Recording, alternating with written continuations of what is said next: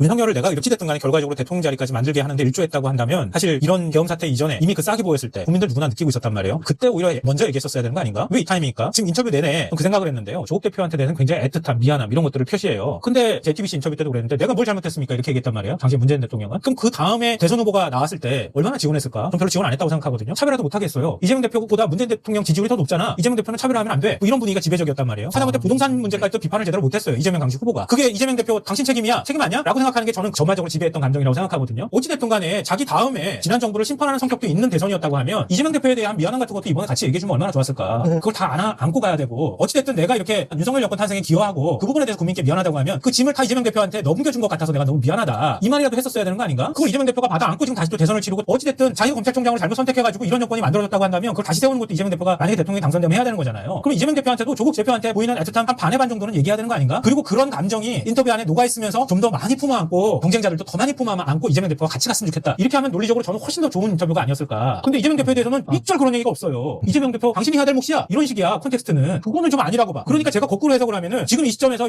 문재인 대통령이 제가 윤석열 정권 탄생에 일조한 부분 죄송합니다라고 말한 건 자기가 가까운 누군가가 대선 경쟁자로 지금 나오려고 하는데 이재명 대표 그 주변에 있는 사람들 건드리지 마. 경쟁을 하지. 왜 그 사람을 자꾸 배척해? 하지 마라. 이렇게 얘기하는 거랑 같은 메시지로 해석될 수 있을 것 같아서 좀 우려돼요.